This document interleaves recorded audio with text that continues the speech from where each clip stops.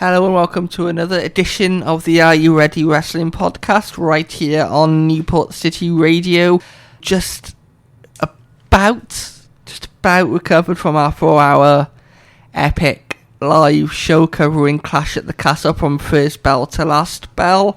But in the week and a bit since then, one company has seen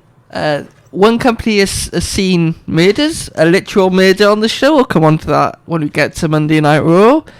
And the other company has seen their ratings take a massive hit. We'll come on to that when we come on to AEW. Joining me as ever on this podcasting journey, Curtis. Hello. Talk to me about that Clash at the Castle. Now we're a week away. Thank you for everyone that listened and obviously read our thoughts on newportcityradio.org. They're still there if you want to go and have a little read at what we thought about Clash at the Castle. But what do you make of it now that we're a week removed and we've had a little bit of time to think about things and see how things have played out on WWE TV? It was really good. It was kind of good when Cody finished his match and then Solo kind of come out, but then there was hints of, if I don't know whether you've seen it on social media over the past couple of days since Clash of the Castle, the way Randy looked at the WWE title, hinting that he wants to have a shot at the title, which I think will happen possibly at SummerSlam. SummerSlam worthy match.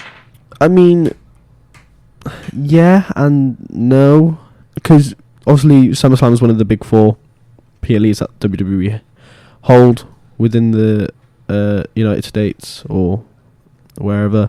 So would they have that as a big match there? Probably. But yeah, I've just about recovered from that 4-hour spectacular wrestling show. Just about. And it was too much for Adam that he can't make it today. Yeah, Adam's going on a hiatus. We've wiped him out. He's gone. He's gone. I'm sure he'll be back soon, but he's disappeared. When either All In comes to London or before SummerSlam, whatever comes first, whenever there's the next major premium live event or pay-per-view, he'll be back. He only does the big shows. He does. He's like Roman Reigns. He only shows up for the big shows. Pretty much every other PLE. But that was last week. Since then, there's been a lot of wrestling TV and a lot of headline newsworthy things in this world of professional wrestling on the WWE and AEW side. How are you, Curtis, though? Before we move into things, we say we're recovered from that. How have you been up to in the past week? Have you been up to much? I was at a car show yesterday. Heard lots of cars. Very loud. Very fun, very entertaining. Early start to the morning though, which I did not like, but I had a Monster Nitro with me, so I was all good. Oh, as long as you've got that monster in you, you've got that dog in you, as Bron Breakker likes to say. Or adrenaline. Was it in your soul? It was indeed. Was every fight out of control? Yeah, I think so. Did you do it all to get the people on their feet? Yeah. Was the crowd there about to blow, ready for you to start the show? It was indeed. Did you go out the curtain? Did the lights go up? And were you home? Yes. Whoa. Oh. How are you though, Luke? How are you? I'm not bad. Busy week as always. Watching as much professional wrestling as we can. We've got a lot to talk about today. We do, so should we kick off with a certain return? Yes. Adam was back on the podcast last week for the first time in. No, it's not that. We're not thinking about that. We're thinking about the visionary, Seth, the revolutionary. Is it the architect, the Monday Night Messiah? Yeah, him. Seth frickin' Rollins. Now, this is the first time that we've seen Seth since WrestleMania, and if you've seen some of the behind the scenes, some of the fan footage of him trying to get in the ring for that match at WrestleMania, which was Cody Rhodes against Roman, where we've seen the different interference, and Seth came in the Shield riot gear. Obviously, we know that Roman still has that underlying trauma with the Shield and everything Seth did there.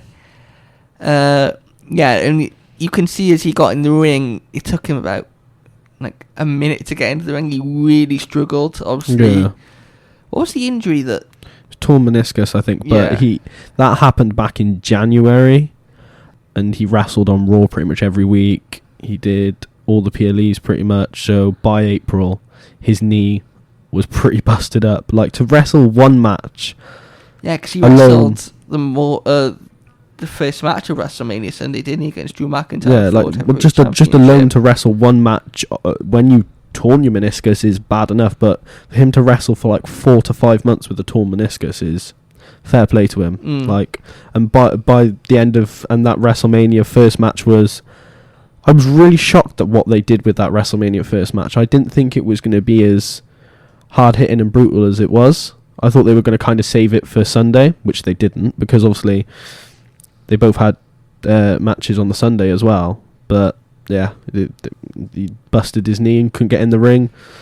Some of the fan footage was painful to watch, to be fair, because he really struggled. But he's back. Yeah, as you say, that was just over 2 months ago. And he kicked off Monday Night Raw. Reading the Fightful Select, when they put up the kind of like a spoiler, they kind of show you what the matches are, whatever, the rundowns. It was supposed to be a Damian Priest promo. Obviously, it was hidden so we now know it was a Seth Rollins promo, but he came out, and it was first and foremost nice to see him back and healthy. Yeah, just back alone was really good to see. With hair. With hair, yes, with hair. Because there was a photo, I want to say it was the Kentucky Derby, when him and his wife Becky Lynch were there, and from the looks of things, we could see he shaved his beard off. Yeah. But people were speculating he shaved his hair off. He could have. He could have shaved his hair off, and it's grown back in the time since we've seen him, because as we say, it has been 2 months. So who knows? Who knows, indeed. But yeah, nice to see him back. And quite quickly we found out what would be first for Seth in WWE for the first time since he's re-signed with the company and signed that new deal. He's invoking a rematch clause for his World Heavyweight Championship. He is indeed. Which, would you call it a controversial ending to Clash at the Castle? With what happened in the main event between Damian Priest and Drew McIntyre? Yeah, it was very controversial. Especially on the Drew McIntyre side. And again, some of the fan footage that come out of Scotland over the weekend, and just to see the amount of people booing, and even when Samantha Irvin, the ring announcer at the end of the show, said good night everyone, safe journey home, what they normally do, and whatever, just trying to... She got booed, didn't she? She got really loud boos. Which I disagree with that massively. Like, Samantha's just there to announce, but yeah, like, I get they were really angry, annoyed at WWE. But surely in some wrestling fans that there's got to be a side where there's a very big possibility that Drew may not win, and they just got really annoyed, which is understandable. It is understandable. They were really annoyed when Roman retained against Drew in Cardiff when Clash of the Castle was originally here. Can you imagine that? But in Drew's home country, basically. Hometown, yeah. Pretty much, yeah. But I just don't think they just didn't really need to boo Samantha. I think they just kind of really needed to just go home, just get out the arena and just go home and just deal with it. But here we are, it's professional wrestling, anything can happen at any point.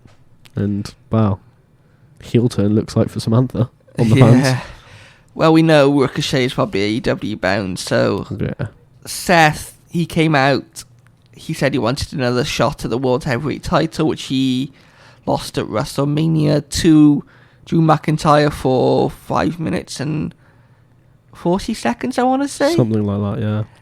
Damian Priest came out, El Champion, and accepted. He said if he wants a rematch, then... You got it. Yeah, there's a pay-per-view coming up, or a premium live event called Money in the Bank, which is emanated from Toronto, Canada, the end of next month? The start of next month? It's pretty soon. Start of next month. It's 2 weeks. It's 2 weeks yesterday. Okay. Because it was 3 weeks from Clash at the Castle. Obviously, we're a week now since then. So it's about 2 weeks. It's July 6th, I believe. Okay. So we are very close to Money in the Bank. Very big turnaround from one PLE out to another. Well, we've seen that so far this year since WrestleMania in WWE. You have quite a few. Backlash, and then Saudi Arabia, and then obviously Clash at the Castle, Money in the Bank, and now we're going to SummerSlam, and then we're going to Bash in Berlin. Yeah, there's a little bit more muddy water there in terms of what premium live events we've got for the rest of the years after that. Obviously, we know we've got Crown Jewel and Survivor Series. Yeah, and there's also rumours of a certain PLE returning. Bad Blood, which is rumoured to be October, I believe. Yes. It's rumoured to be at some point in October, so that'll be good to see that back. We were talking off air about this match obviously being at Money in the Bank, and we were kind of talking about the match order of that night is going to be really, really interesting. Yeah. Do you want to just explain what we were talking about? Well, obviously, they've announced that Seth will face Damian Priest for the World Heavyweight title, but then there's also, because it's Money in the Bank, we have that briefcase, that ladder match, which I was speaking to Adam as well, off air as well. He was thinking, I was just asking him who did he think he's going to win, and he I was like, do you think Seth will win? And then he was like, I can't remember what he said, but I was like, also factor in the fact that depending on that match order, we could have a new Mr. Money in the Bank before that title match. So we could get a cash in. Who will win that briefcase? I don't know, but I've got my eyes on a certain someone who I think will win. Finn Balor? No, that's Adam's choice. Yeah, because we kind of mentioned off air, or even on air on Saturday when we were doing our live show, in terms of the winner of that match would go on to face Gunther at SummerSlam, because obviously Gunther won the King of the Ring, and the caveat with that tournament is the winner got a title match against the world champion of their respective brands. So as we know, Nia Jax will probably go on to face Bayley at SummerSlam, so that means the winner of this match will go on to face Gunther at SummerSlam. But could there be a cash in? That's the thing with this match order. Until it feels so unpredictable. Until we know this match order, which won't be until pretty much the night of Money in the Bank. It normally kind of gets leaked by like Fightful Select, or someone leaks it beforehand. They just kind of find out, and then it was like with Clash of the Castle. We were all shocked that Cody was opening. We thought it was going to be one of the Scottish wrestlers opening. I thought it was going to be Bayley and Piper Niven opening the show. I was shocked when it kind of makes sense. It made sense for Cody to open it because it was an I Quit match. They kind of want to get that match out of the way because they couldn't have it in the main event. Because obviously the main event was Damian Priest versus Drew McIntyre. Happy to see Seth back. Yeah, I'm very happy to see Seth back. Another superstar or another main event level wrestler added back to Monday Night Raw, which it kind of needs. Yeah, it needs, and it got a really good pop as well. I couldn't believe it. Obviously, Adam was on our social medias throughout the night because he was watching Raw, I think, or he was kind of doing stuff, and I was asleep. And I woke up in the morning and seen a post on the Are You Ready page of Seth Rollins back, and I was like, what? And I couldn't believe it. And then obviously I seen, as I refreshed my feed and stuff, I seen WWE posted a video of Seth returning, and there was a behind the scenes backstage of him in Gorilla position coming out with his music hit and stuff. I was just like, wow. I was like, I'm so... That Monday Night Raw to kick off was just brilliant. It was. And we just spoke about one half of the main event of Clash at the Castle being Damian Priest. The other half, the man who was screwed out for second time for a World Heavyweight Championship. It's definitely the second time WrestleMania, and now I know the night after WrestleMania, this person cost Drew McIntyre a shot at the World Heavyweight title, which Jey Uso won, and then obviously went on to face Damian at Backlash. Drew McIntyre came to the ring for a promo. Before he cut that promo, he turned around and said, I've had enough. I quit. Put the microphone down in the ring. And walked off. Stormed off backstage. And then there was I don't know if you've seen, but there was like kind of a thing with Triple H and Adam Pearce. There was kind of like a backstage thing. Yeah, I think they showed that later on in the night, didn't they? Yeah, and it was kind of in gorilla position when he went backstage. And Triple H kind of told him not to quit and stuff, and then he left the arena quite angrily and wasn't very happy, which is understandable. He's got screwed off world titles twice by the same person, which we all know is heading towards a match. Oh yeah. When that could be, I have no idea. SummerSlam? I think it would be SummerSlam. It just depends on what they're going to do to keep it going, which I'm sure they are going to keep it going. Because that's been one of the beautiful things about this rivalry. We're obviously talking about Drew McIntyre and CM Punk. Is that because Punk's been injured, and because he hasn't been on TV week after week like Drew McIntyre has, like Damien Priest has, and people like that, this rivalry, I don't want to say it stopped and started, but it does feel a little bit like that, because he's been on TV some weeks, and then some weeks he hasn't. 1 minute it's kind of obviously happening. He was on TV on Friday night in Chicago, which obviously is where he is from. Yeah.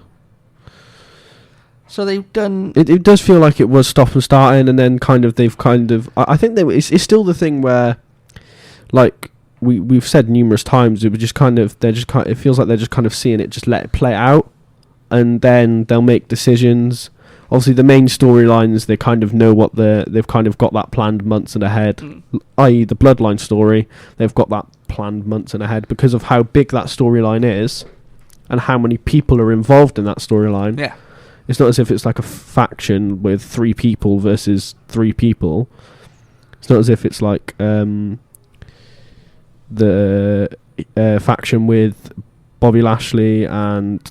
Is it Bobby Lashley and the Street Profits versus, like, say, the Judgment Day or something? Yeah.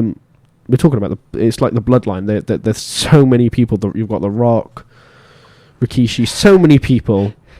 Ever expanding Bloodline, I know, as we found out on Friday. I know, it just expands and expands, and it's just out of nowhere. So many of them pop up, which I'm sure we'll talk about more about it soon, later on in this episode. But glad to see Seth back. Yes. Obviously, Drew said that he quits WWE.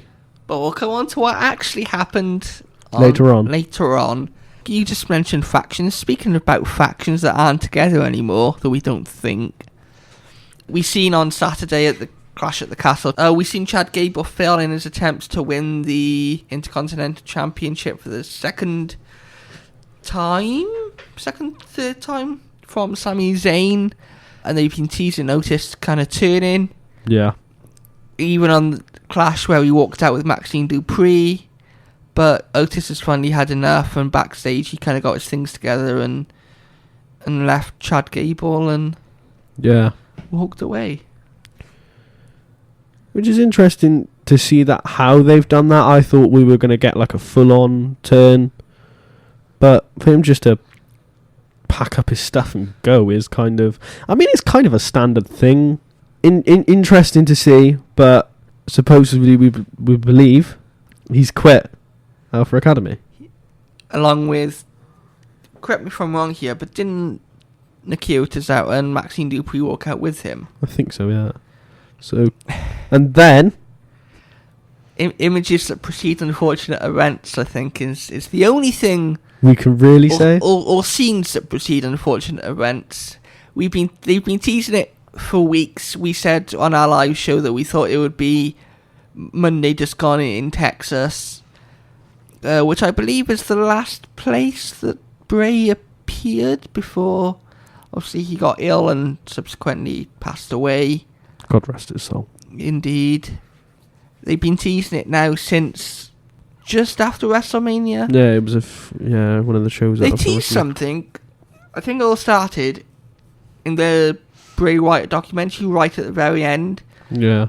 You can see Uncle Howdy pick the lantern up and kind of blow it out. Yeah. Which is obviously teasing the comeback. Yeah. They're here, Curtis. They promised a massacre, and a massacre is what they delivered. Jesus, we got something spectacular. I wasn't awake to watch it. I was fast asleep. But when I woke up in the morning and went on social media and seen that entrance, wow. What an entrance. What a return. What a comeback. There was some brutal scenes. Some interesting scenes.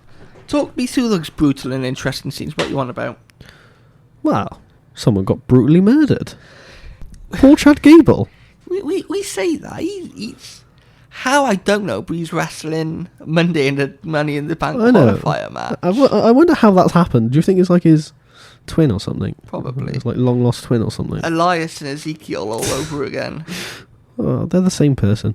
Was that the debut? I want to call it a debut because it's obviously debut in the new faction, the Wyatt 6, which is spelled differently to how we were talking off air. It's kind of spelled differently to... I thought it was Wyatt Sticks. It's Wyatt... Isn't it like six? Like sick as in... Yeah, it's sick, but like... With a six on the end. So confusing. It's confusing at first, but I'm sure as the story progresses, we'll understand it more. Yeah, there's obviously, as we've spoken about before, 5 members, that being Uncle Howdy himself, which got a massive pop when he got revealed and kind of see him on Monday Night Raw. They also had Joe Gacy, Nikki Cross, who looked very, very scary when she came through the door. The Sister Abigail. Yeah.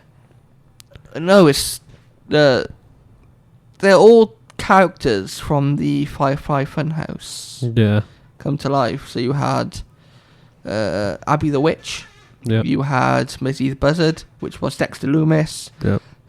Husky Harris, which was Joe Gacy. Yep. Rambling Rabbit, which was Eric Rowan. Yep. And then obviously Uncle Howdy himself. Now, people are speculating, are they going to add another member? Is this going to be Alexa Bliss when she comes back? Because, as you say, it's the White 6, but there's only 5 of them. Well, there was... Obviously, they were kind of saying White 6 or whatever, how you're going to call it. They were kind of saying that the 6th person was... Bray. And that the lantern is a symbol of him. Yeah, but then... Apparently there was rumours, I don't know how true these are, I very much doubt that they're true, but Alexa Bliss was supposedly asked if she was going to come back and do this, but apparently she turned it down because she wasn't ready to return for professional wrestling, as she's just not so long given birth to a baby and stuff, which is understandable. Obviously, Carmella hasn't returned yet, but apparently she said that she had some injuries from giving birth, so she's not going to be returning anytime soon, really. I don't see Alexa Bliss returning anytime soon. Not for at least another 6 months. I doubt she'll return. 6 months? I think she'll return towards the end of not towards the end of the year, but maybe November time, I think. So not 6 months, but kind of anywhere between the next 2 to 6 months, I'd say. How do you see them being positioned now on Monday Night Raw? Because we haven't really seen any of them feature in a while. I want to say that was done on purpose because of this. We haven't seen them especially since WrestleMania, the likes of Joe Gacy and NXT, and Eric Rowan's come in fresh and whatever. Do you see them going after titles? Do you see them going after... This is what I spoke people, maybe LA Knight because he was the last one Bray wrestled, or things like that? Or how do you see this going down? So I was talking to Adam off air about it a few days ago when I seen him, and I said I don't really see where they're going to go and when they're next going to appear. I also said I was expecting to see them on SmackDown on Friday, but they weren't there. Yeah, I don't know where they're going to stand within Monday Night Raw. I don't really get the kind of direction that they're going to go for. Obviously, Chad Gable was the only WWE active wrestler that got attacked with the entrance and stuff, and it was kind of hinted in one of the QR codes that his initials was in there. Yes, I want to say one of them said you stopped saying thank you, or something along those lines. You've stopped saying you've stopped telling people to shut up or something like that. Like because he also used to say shoosh and thank you, and I think you finally stopped saying that. And then obviously then they attacked him on when they made their entrance on Monday Night Raw. Indeed, they did. Are you excited to see them back? Because when we spoke about it a couple of weeks ago, you said that you didn't really see how they could get much more out of it, and obviously apart from the debut/reveal of the faction.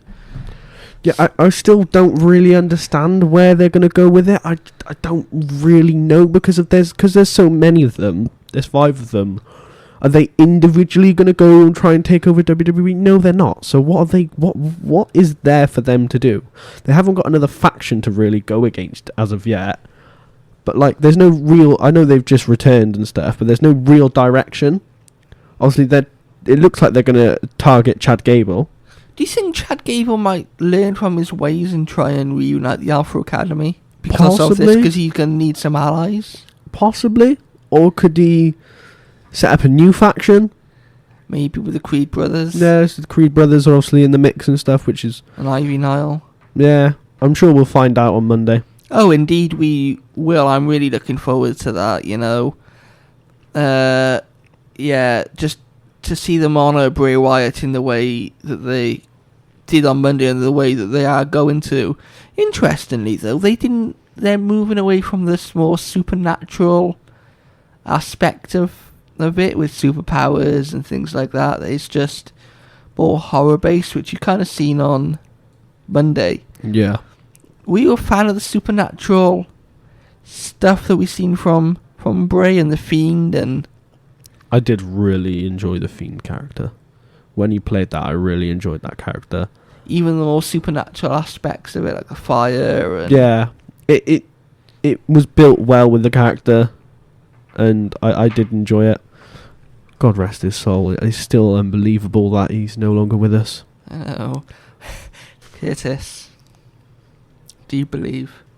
I do indeed. Say his name and he appears. I believe in Joe Hendry. I believe in Joe Hendry.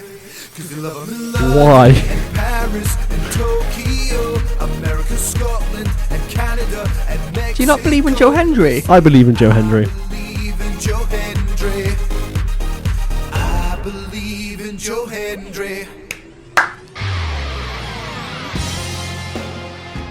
Monday Night Raw wasn't the only headline-worthy show from WWE. This week all of them were. Raw, SmackDown and NXT.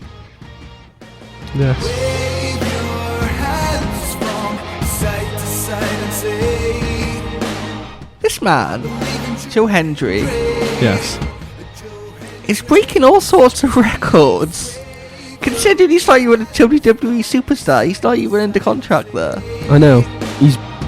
Isn't he the second most liked, or the most liked? I want to say it's the most viewed since WrestleMania. Yeah, something like that.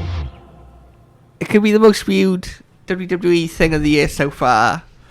I know it could be over 100,000 likes if we sit here live and record on the Sunday. Should we have a look? I think we should. Should we have a little look? I mean, when the WWE and TNA partnership began, I know a lot of people were asking for Joe Hendry. I mean, it makes sense. It does. Joe Hendry had to appear. I didn't expect Joe Hendry to appear on NXT. I thought 103,000 likes, 17.3 million views. You got there before me. How dare you? And this is a man who is under contract with TNA Wrestling. Have you ever seen something like this before in the history of professional wrestling? Not really, no. Someone from another company go on another company's show and get a massive pop. Yeah. And have one of the most viewed posts since WrestleMania. It's just mental. It's just... Yeah, and that kicked off TNA as well. TNA? You mean NXT? It kicked off NXT as well, that 25-man over the top rope battle royale. It's hard to forget that it wasn't just him from TNA in that battle royale. We also seen former AEW tag team champion Frankie Kazarian there as well. We did indeed. Who quickly eliminated Joe Hendry from the match, which I know disappointed quite a few fans. Could we see like a storyline within TNA and WWE, kind of a mix with them? I think they are definitely feuding in TNA anyway, because that was the match against All Odds Saturday just gone in Chicago. Do you think that they could mix their storyline within in like WWE? So I like think they already have, haven't they, with Frankie Kazarian eliminating him from the Battle Royale. Yeah, I mean, like for future, so say like Joe Hendry comes out or one of them comes out, cuts a promo, and then they kind of like attack each other. Like, Maybe. And could we have? I would kind of love to see Joe Hendry on the main roster soon. I don't know if it could happen or when it could happen, but I would really like to see the pop that he would get, say, on a Monday Night Raw or a SmackDown, and even maybe at like a WWE live show that they do, like the house shows. Well, guess where they're coming later this year, Curtis? I do wonder. What? They are coming back to the UK, which we're really, really looking forward to. Which show? Which is the first show on the tour? Is it a certain place that's quite close to us? Bristol? No, it's not Bristol. Cwmbran? It's not Cwmbran. Liverpool? Swansea? Wrexham? Nope. Come on, keep guessing. Atlanta something go. The really, really, really long Welsh name. No. London? No. It's in Wales. Oh. What city is next to us? Bristol? No. Swansea? No. Carmarthen? No, not Carmarthen. There's a stop after Newport. Oh, St. Mellons. No. Come on. Just say it, please. Just say it. Thank you. Where were you on about, Curtis? I was on about goddamn Cardiff. Yes. After Luke guessed every other city and place in Wales, he's finally got it right. And the UK. And the UK saying London. Bristol. Why? Southampton. Portsmouth. Brighton. Oh, honestly, this podcast is too funny. So you think we could potentially see Joe Hendry on the UK I would like to house see shows? I would like to see him on one of them at least.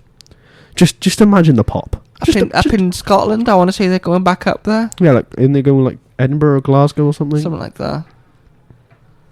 Yeah, something like that. As Curtis. I think I haven't looked then where they're going. Should I have a quick look at where they're going? Shall I have a little look? I'll get on there straight away.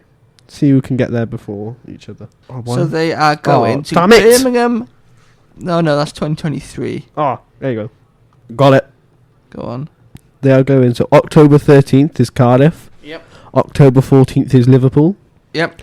October 15th is Newcastle. Yep. October 16th is Manchester. Yep. November 3rd is Dublin. Yep. November 4th is London. Yep. November 5th is Sheffield. No, Nottingham, sorry. November 6th is Sheffield. So no Edinburgh Glasgow show. Indeed. Which is interesting. I mean, they have just had Clash at the Castle.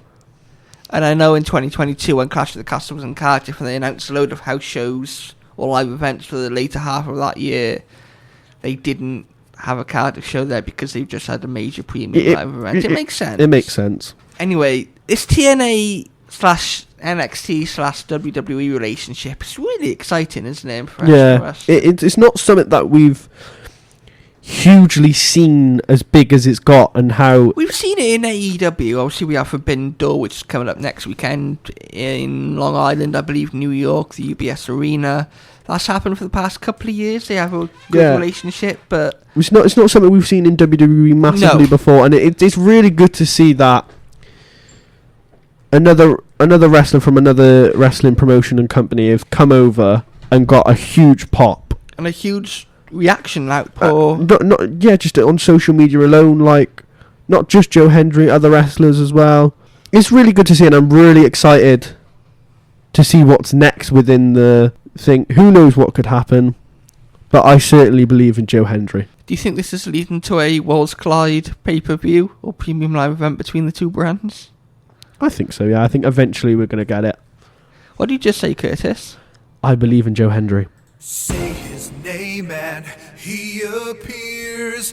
I believe in Joe Hendry. I believe in Joe Hendry. Good old Joe Hendry.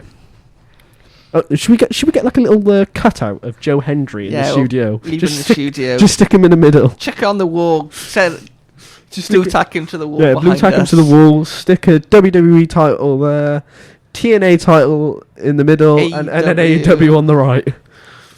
Talking about AEW, this is making great podcasting here, Curtis. People don't know what we're on about. Yeah, you have no idea what we're on about, but Yes. yeah, just talking about AEW. Before we move on to this, they've had a bit of a rocky week, AEW. They have indeed. Because quite a lot in modern day wrestling, people like to look at ratings. Yeah. And whatever. Obviously, it's the same in the UK as it is in America. You know, not as many people are watching, especially people our age, are watching TV anymore, and they're watching things like Netflix and more of the streaming, or maybe even YouTube and TikTok and Instagram and things like this. So over time, we've seen WWE ratings decrease. We have. Yeah. They kind of a little bit steadier though compared to AEW. Yeah, they've kind of round the same. They've kind of just found the tone. Unlike AEW. AEW's rating this week is the lowest non-preempted, which means when it's outside of its usual time slot. Yeah. Was the lowest Dynamite in history at a time where they're currently renegotiating their media rights deal, which is up for the first time, I want to say, since they started in 2019. AEW Dynamite, you ready? I am ready. Was seen by an average of 502,000 people. Ouch. Just to put that into context, NXT had 724,000 on Tuesday night. Ouch. That's surely got us. That's surely got to concern Tony Khan. Surely he's sat there and it's like not concerning him loads, but surely that like NXT, which isn't like WWE's main roster PLE, surely that's concerning him. Surely he's sat there trying to figure something out. Because if I was him, I'd be slightly concerned. According to Fightful Select, though, Warner Brothers Discovery, who obviously own TNT and TBS and in negotiations with AEW at the moment, are saying they're not too concerned about this, and there were a few factors into why maybe it's had such a low rating. Wasn't there a Kendrick Lamar concert on Wednesday night? You know much more about that world than I do, Curtis. Yeah, I think there was. Was it live on something? Probably. And whatever. But excuses aside, it's not good. It's not good at all. No, it's not. It's quite poor to see, considering the fact that AEW and WWE have kind of... They're rivals of wrestling companies. They don't really have a go at each other too much, but AEW does. Oh, AEW does, yeah, because Tony Khan wants to name drop everyone he can possibly can. You can get people to name drop people. It's Tony Khan. Tony Khan. You don't like Tony Khan much, do you, Curtis? I do like Tony Khan. Sometimes, just not very often. Not when he's using WWE as excuses. I mean, name Vince McMahon all you want. I don't really care about Vince McMahon. I don't really like him, to be honest. He ruined WWE for a good while. But yeah, my advice to Tony Khan is sort your shows out, because it's going poor. It is. And it's not good. Dynamite ratings aside, the reason we're talking AEW, apart from the poor ratings, which looks to be a one-off, would be interesting to see what they do Wednesday coming up for their ratings there. If it stays the same, if it goes up or down, I think it'll go up. I think this could be a one-off. I think it'll probably go back up to like 700, probably, yeah. 600, 700. Talking about Dynamite and Collision. A little bit of positive. I don't know whether positive news is the right word to use. I mean, here. It's positive for UK fans. For UK fans, definitely. Whether it's for American fans, I don't know. Announced on the 19th of June, All Elite Wrestling announces AEW Dynamite and AEW Collision will make their long-awaited debuts in Wales at the Utility Arena in Cardiff on Wednesday, 21st of August, as part of their All In London week. Which is the day before my birthday. Oh, happy birthday for then. That's a good long way away yet, but I will. Sure, I'm going to try and go to that event. How I go to that event, I don't know. We'll soon find out.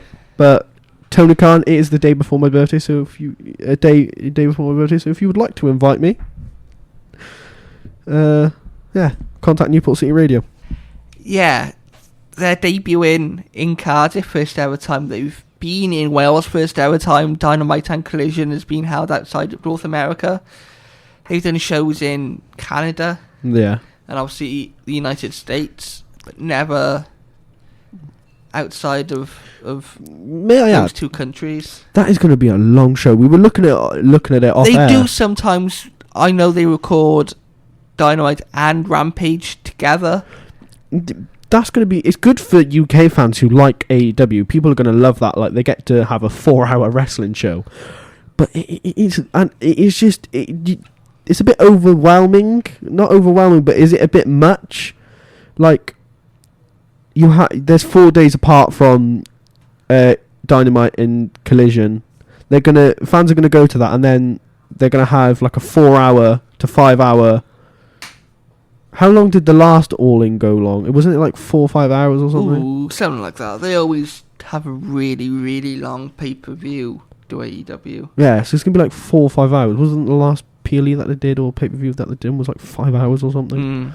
Like, I mean, wrestling fans are going to love it. It's really good that we're now having AEW over here in the UK. And for it to be in Cardiff as well, we know that All In is at Wembley Stadium. Yeah, so I'm surprised they didn't do it at the O2. Or even Wembley Arena or one of the arenas in London. So, like, they could have done it at the O2. Copper Box even, maybe. Yeah, I know they have they have Wembley Arena and stuff. They have small little arenas like that, which... Yeah, there's only gonna. We were looking at the attendance and the capacity for Cardiff as well.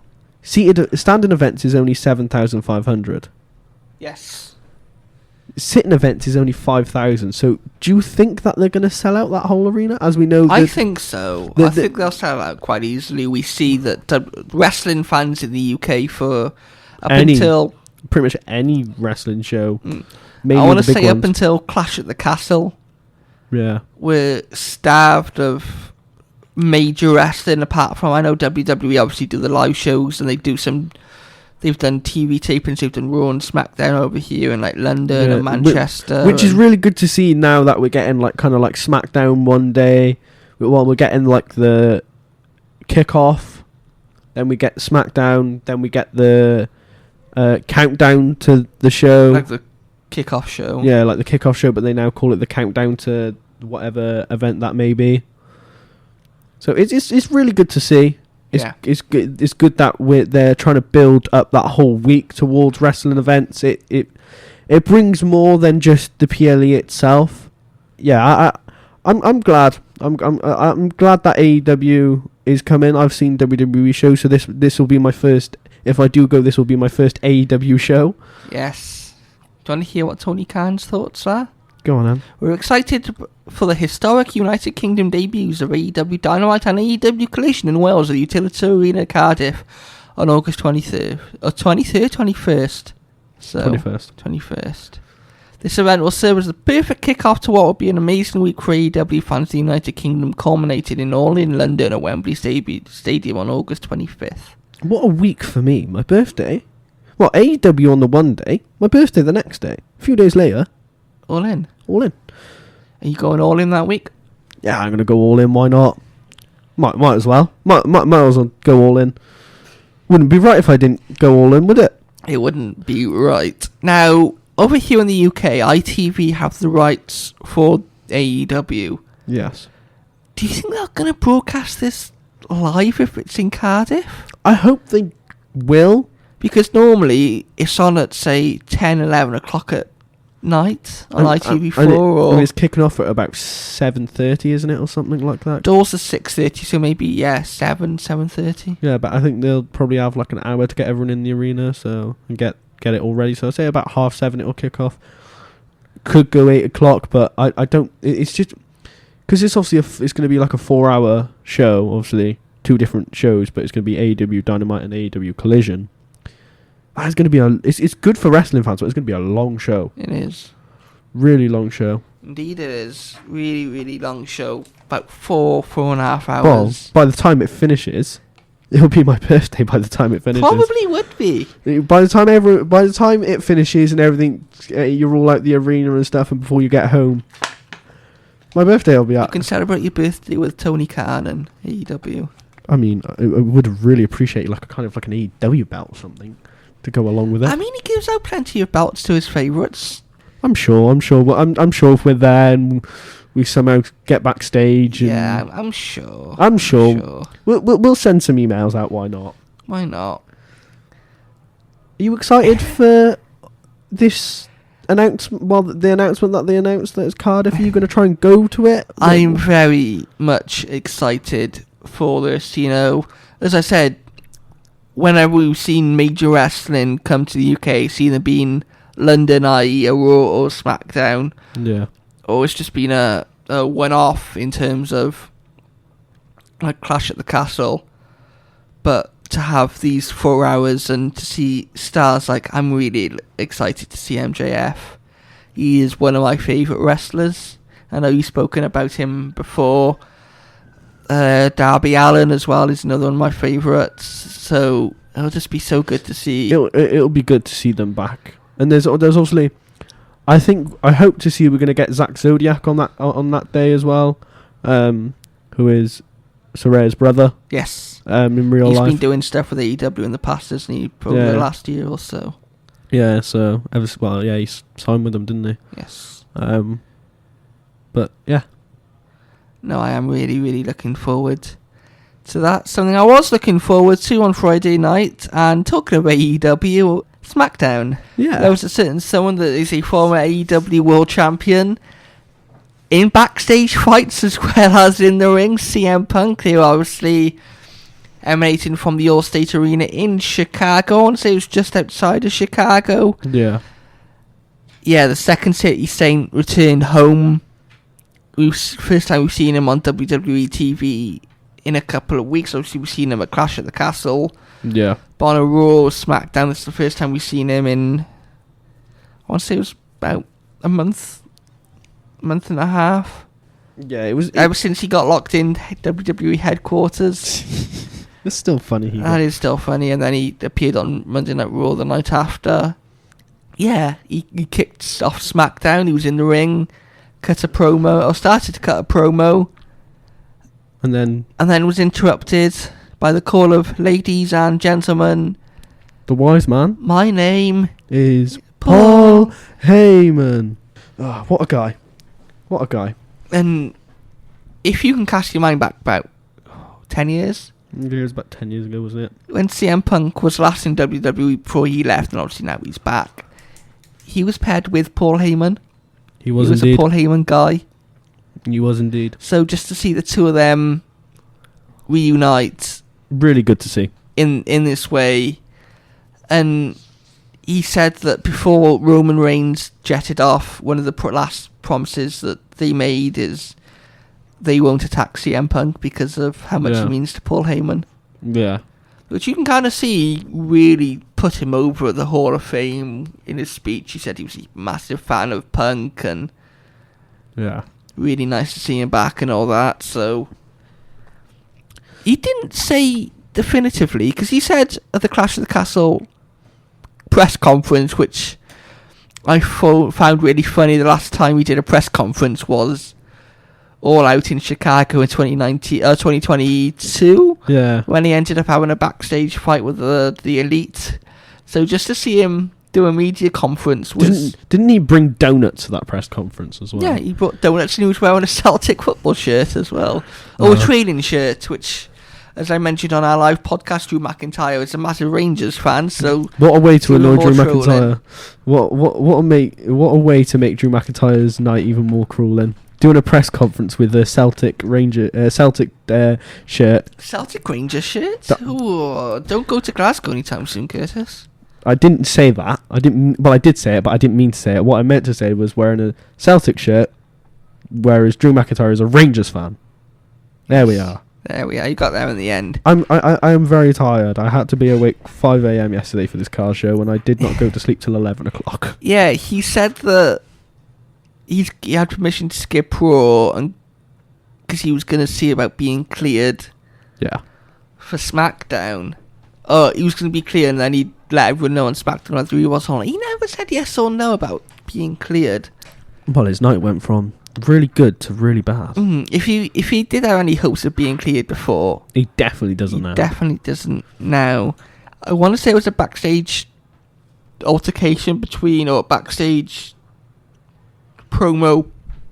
What would you call it? Backstage brawl fight. Something like that. Something, however you want to call it. With DIY and Grayson Waller, they were kind of having a talking bit in front of a shutter. Obviously, cars come in and production trucks, and you can just hear the shutter, and you can hear like someone's being thrown into it or whatever. And then the shutters come up then. Shutters come up. And who was there? And you see a bloodied CM Punk. On someone's shoulders. No, originally he was on the floor. You could see the blood coming from his mouth and looked really brutal. Obviously, kudos to the WWE production team and the makeup team and who made it look as real as possible. Like Chad Gable on Monday. Yeah. And then as the shutter comes up, it's the reveal of the man who we kicked off today's podcast by saying he quit WWE. His hiatus only lasted, was it 3 days? Yeah, he starts a pretty much starts a podcast and is pretty much going to end the podcast. He starts the week by saying he's quitted and ends the week by making a massive statement. Drew McIntyre is standing over a CM Punk's lifeless body to really loud boos in Chicago. Yeah. And picks him up and one camera shot, one take, just walks to the ring. Or doesn't even walk to the ring, he walks through Gorilla, walks outside and just on the ramp, just as they come, the wrestlers usually come out. Titron, that's the word, I couldn't think of the word, and just dumps CM Punk's lifeless body for the whole of Chicago to see. Enacting revenge on what happened at Clash at the Castle. And what are your thoughts on that, Curtis? It was brutal.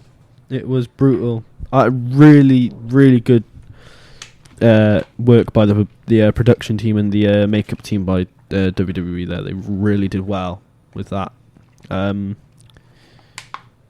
Shocked to see Drew McIntyre back as quickly. I thought he was going to kind of have like a week, 2 weeks away. Not too long to keep the story dead, but I kind of thought CM Punk was just going to kind of say he's cleared and stuff. And he's going to cut a couple of promos, say a load of things about Drew, and then out of nowhere Drew comes back. And that's when I thought it was going to be after Money in the Bank. That's when they lead to SummerSlam then to have Drew versus CM Punk. Clearly not though, because... Well, we didn't see Punk actually get involved in a fight, did we?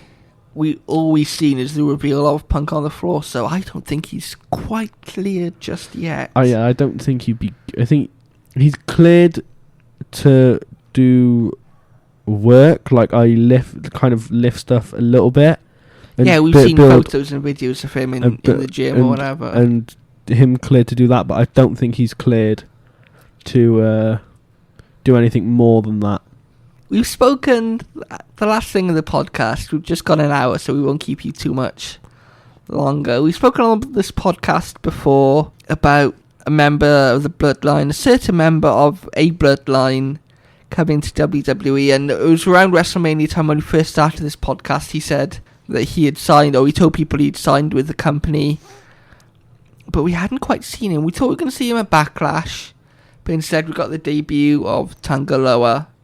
Yeah. It's been about a month and a half, 2 months since that Premium Live event. There were talks of this particular person outshining Solo Sikoa, who is the supposed new head of the table in Roman's absence. But as SmackDown closed, it was Cody Rhodes against Solo Sikoa for the undisputed title for Guerrillas of Destiny, they called in New Japan. Yeah. They stormed the ring and attacked Cody. Unfortunately, Kevin Owens and Randy Orton made the save. They had Solo in the corner. He kind of sat down, like, fearing for his life, to use their old friend Tony Khan's phrase from All In. And then from out of nowhere, those looks of fear and concern into jubilation and just a really big smile and Kind of like chuckle. laughter and like a clown chuckle type thing. From Solo Sikoa, as from behind the three baby faces comes this huge Samoan beast Unit, absolute. called Jacob Fatu, What a who is debut. finally in WWE. What a debut. It was brilliant. So glad to finally see him in WWE. Obviously, like Luke said, he said to everyone he signed. Well, he's been signed to the company for about 2-3 months now. Well, yeah. We haven't seen him. Well, probably about 2-3 months, 4 months now. Coming up to 4 months. Finally glad to see him. Obviously, he's now another member of the Bloodline, which we're so getting a Bloodline Civil War match. For sure. Whether that's War Games or... It's going to be War Games, I think. I hope it is anyway. Do you think Roman Reigns sent Jacob Fatu? Because I've seen people online say that, because obviously Solo Sikoa is now claiming he's the tribal chief, he's the head of the table in Roman's absence. Do you think that obviously Paul Heyman is doing a phenomenal job in carrying the storyline with some of his promos and his character work? Yeah, do you think that Roman has sent Jacob Fatu to keep an eye on Paul Heyman and kind of try and bring a little bit of order to this, or do you think that he's just another one of... I feel like he's just another one in the Bloodline. 2.0. Yeah, Bloodline 2.0. But do you know what? Do you know what my kind of thoughts and feelings are? Is they don't really need to add many more people. I kind of hope that's it now, because if they add any more... Well, they're going to have to add someone on Roman's side, because Roman comes back and say the Usos do reunite. Which I think we're going to get. That would be 4-on-3 in the Bloodline 2.0's favour. Yeah, there's rumours that it could be... I kind of hope it's just Bloodline family. People are saying Sami Zayn. Yeah, I know. I was going to mention him. I've seen quite a lot of people saying Sami Zayn, but I mean, it could happen. It would be really, really interesting to see. As obviously Sami Zayn was the honorary use in the original Bloodline. About 6 months or so. It was a good while. Yeah, a good while ago. He was in it for a good while as well. But yeah, glad to see Jacob Fatu finally arrive in WWE. So impactful as well. I've seen so much of his work on the indies, and he came in, he just attacked there was a 3-on-1 and the one dominated everyone. Yeah, he speared Randy Orton through the barricade. He put Kevin Owens into the turnbuckle. Yeah, and then he hit a frog splash from... he hit a splash from the top rope to the announce table on top of Cody Rhodes. Yeah, which it was... Cody said... just a little bit of inside as well. That Cody said that apparently he broke 2 ribs. That wouldn't surprise me. I mean, it really wouldn't surprise me either. I'm really excited for SmackDown now this coming Friday, just to see what happens next with the Bloodline and Jacob Fatu. And yeah, I can't think of a more impactful debut Than that. It was really good. What a week with WWE. We've had the Uncle Howdy stuff. the return and the whole Seth Rollins return. Seth Rollins returns, NXT, Joe Hendry. Do you believe? I believe. Say his name and he appears. I believe in Joe Hendry. I believe in Joe Hendry. Say his name and he appears. Joe Hendry. Say his name and He walked into that one there, Curtis. I believe in Joe Hendry. I believe in Joe Hendry. That's enough of saying his name now. I am not saying his name again. Saying what? I'm not saying his name again. Say his name and he appears. I believe in Joe Hendry. I believe in Joe Hendry.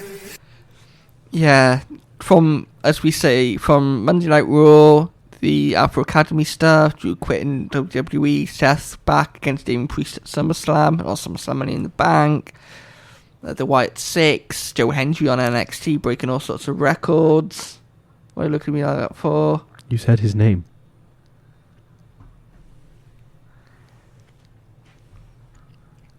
You've walked yourself into that, so you have to play his music. Say his name and he appears.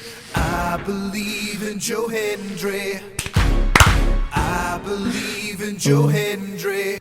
Surely that's got to be the most played song on one podcast ever. I think it is. Well, enjoy the free views. To CM Punk on SmackDown and him getting attacked by Drew McIntyre and then Jacob Fatu.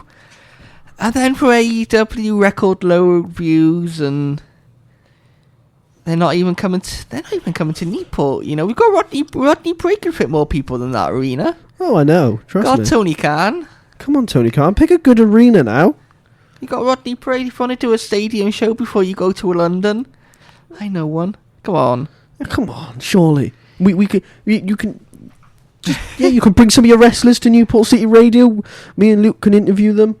And Anyway, thank you very much for listening. Thank you, Curtis. No For problem. another great edition of the Are You Ready Wrestling podcast here on Newport City Radio. Say his name and he appears. I believe in Joe Hendry. I believe in Joe Hendry.